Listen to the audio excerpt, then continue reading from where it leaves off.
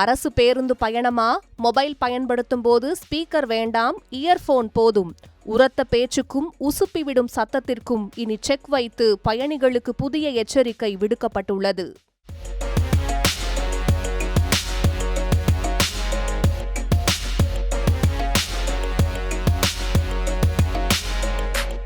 தமிழ்நாட்டில் அரசு பேருந்தில் பயணம் செய்யும் போது செல்போனை உரத்த சத்தத்தில் பயன்படுத்தி மற்ற பயணிகளுக்கு இடையூறு ஏற்படுத்தும் பழக்கத்திற்கு இனி எண்டு கார்டு போடப்பட்டுள்ளது. ஸ்பீக்கரில் பாடல் கேட்பது, ரீல்ஸ் பார்ப்பது, வீடியோ இயக்குவது, உரத்த குரலில் நீண்ட நேரம் பேசுவது போன்ற செயல்களுக்கு புதிய நெறிமுறைகளை தமிழ்நாடு போக்குவரத்து துறை அமல்படுத்தியுள்ளது. பொது போக்குவரத்தில் பயணம் செய்யும் போது சிலர் இயர்போன் அல்லது ஹெட்போன் பயன்படுத்தாமல் மொபைல் ஸ்பீக்கரில் பாடல்கள் ஒலிக்க செய்வது, சமூக வலைதள வீடியோக்களை அதிக சத்தத்தில் பார்ப்பது, நீண்ட நேரம் உரத்த குரலில் பேசுவது போன்ற செயல்கள் சக பயணிகளுக்கு பெரும் அசௌகரியத்தை ஏற்படுத்தி வந்தன.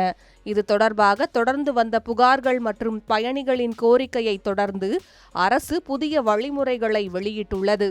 தமிழ்நாடு போக்குவரத்து துறை செயலாளர் வெளியிட்டுள்ள சுற்றறிக்கையின்படி பயணத்தின் போது செல்போனில் ஸ்பீக்கர் வசதியை பயன்படுத்துவது தவிர்க்கப்பட வேண்டும். இசை கேட்பதோ வீடியோ பார்ப்பதோ என்றால் கட்டாயம் இயர்போன், ஹெட்போன் அல்லது ப்ளூடூத் சாதனங்களை பயன்படுத்த வேண்டும். அதேபோல பேருந்து முழுவதும் உரத்த குரலில் தொடர்ந்து பேசுவதும் அனுமதிக்கப்படாது.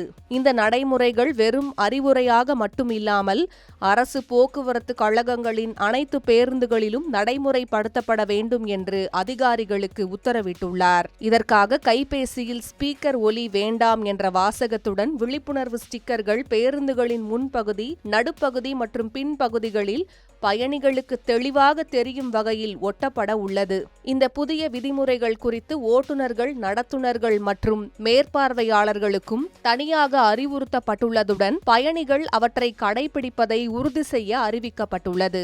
பயணிகளிடம் தேவையான விழிப்புணர்வை ஏற்படுத்தும் பொறுப்பும் போக்குவரத்து கழக ஊழியர்களுக்கு வழங்கப்பட்டுள்ளது. மெட்ரோ ரயிலில் ஏற்கனவே பின்பற்றப்படும் அமைதியான பயண கலாச்சாரத்தை போலவே அரசு பேருந்துகளிலும் அமைதியான மற்றும் மரியாதையான பயணச் சூழலை உருவாக்கும் நோக்கிலேயே இந்த புதிய நடைமுறைகள் அறிமுகப்படுத்தப்பட்டுள்ளன.